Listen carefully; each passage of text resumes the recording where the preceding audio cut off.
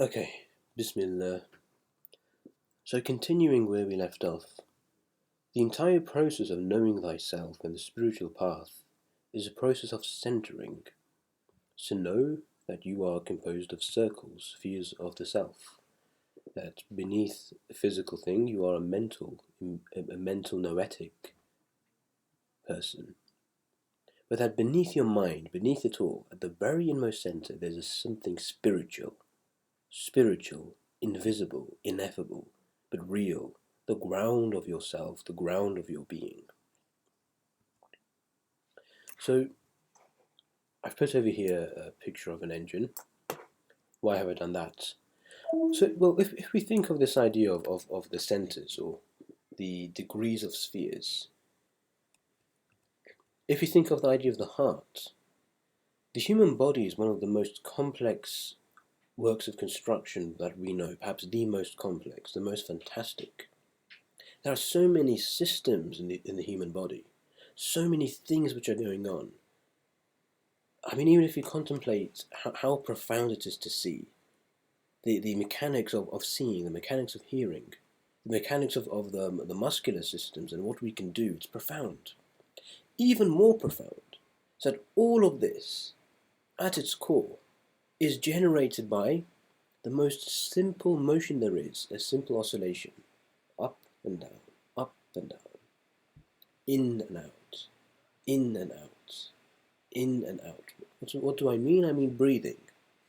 And it's for that reason why breathing is one of the most fundamental spiritual practices. Because when you breathe, you're coming into the center of yourself. In fact, if you're not aware of the breath, then you're not aware of the center. You've lost the center, and therefore you've lost your true being, and you've fallen into the periphery. But even more profound than that, the breath itself, because before you breathed, right, you breathed when you came out of the womb. Before that, you subsisted by something even deeper than breathing. That's the heartbeat. Because you can control your breath, but you can't actively, consciously control your heartbeats. And that's why focusing on the heart is in fact an even deeper layer of meditation. Right? If you're a practitioner of yoga or mindfulness meditation, you usually focus on the breath, but there's deeper levels you can go to. You can focus on the pulse, the heart, and direct that to any part of the body. But the heart is the engine. The most simple thing you can imagine, the most simple motion, just like this bilateral oscillation, that generates. It's like the tiny cycle, and the qalb in Arabic means to flip around. Because ultimately the heart is an engine, it's just beating and therefore turning. The most simple motion, going back to Aristotle, is circular motion. In fact, linear motion, like going like this, is usually generated by a circular motion. The wheel, that's the idea of the, what's it called, not just the windmill, but the water mill.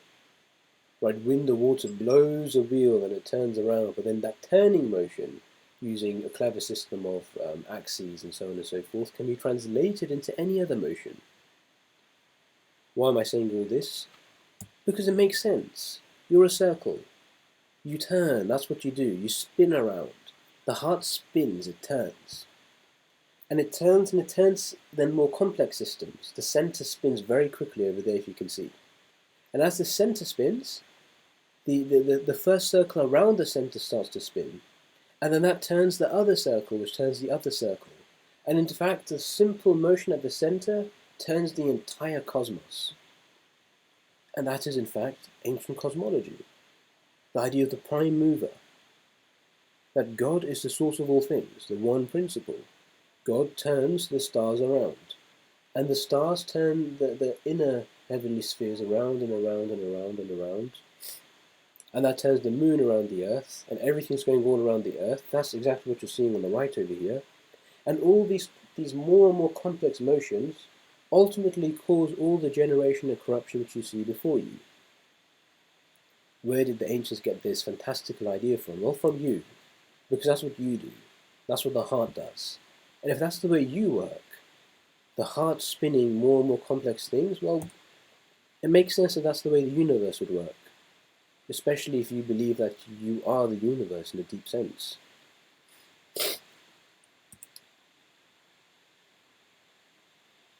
Putting that to one side, or rather keeping it in mind because it should be there, it's going to inform us going forwards.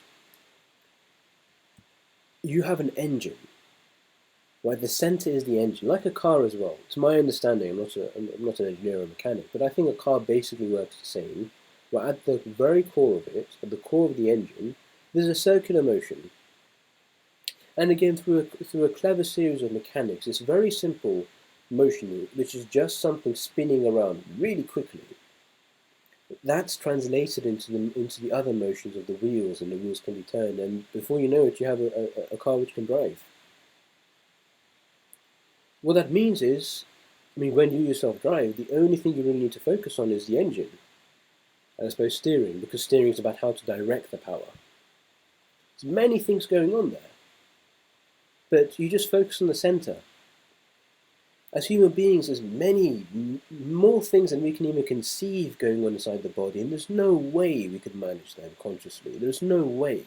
As clever as the brain is, as powerful as it is, the brain is the most complex computer known to man by orders of magnitude. Yet we can't actively control all of it. We can't actively control the body. I'd argue that the brain can't. It's more complex than the brain. It's an intelligence which runs down to the cellular level. It's an intelligence which can't be taught. The most complex things in life cannot be actively taught and learnt. They have to be felt and communicated, rather communed with. But like before communication is communion. And when you want to teach, for example, when you want to teach someone how to swim, swimming is so hard, it's so complex. There's no one on earth who knows how to swim, who can explain exactly what's going on with the muscular motions and how that's balancing the body and keeping it afloat and simultaneously generating dynamic power. The biomechanics are too complex to actively know in all details. But that is fine because we're not asked to do that. We just need to focus on the center. We just need to breathe and do very simple things. Breathe and steer. We don't know how the arm, all the muscles in the arm work. We just have a general turning motion. We turn it left or right. We go like up or down, whatever. The arm takes care of the rest. The car takes care of the rest. You just breathe and you turn. And that's your center. You focus on the center in the same way that's how the body works. That's how the mind works. And this is why we're a mess. It's like, people who can't dance, it's because they're trying to dance. They're thinking about it, thinking, what do I do? Where does this go? Where does that go? You'll never be able to dance like that because dancing is too complex. You have to tap into a deeper intelligence level. The intelligence and the wisdom of the body, and allow the body to move. You just have to center yourself and allow the peripheries, the circles, to turn by themselves. Trust in the process. So with the mind, you don't want to think. Allow thoughts to think themselves. Just as you allow the body to do, you don't intervene with the body and start to tell the arm muscles how to work. They know how to work better than you do. Just let it be. So with the mind, stop trying to think and think things through. Just focus on the center, and the center will generate all the emotions. In the same way that, we don't focus on the body really, we focus on the mind. It's purely mental. I don't think about the physics of how to pick a cup up, or the biomechanics. I just have a thought to pick the cup, and before I know it, I've got the cup. I'm operating at the mental level, because I trust that the mental level actually generates the physical level. Thought generates motion. Similarly, we should actually operate at the spiritual level. Let the mind be as well. Let the mind be worked out by the spirit. Find that inmost I, the engine of the self. Focus on the center, and let the rest take care of itself.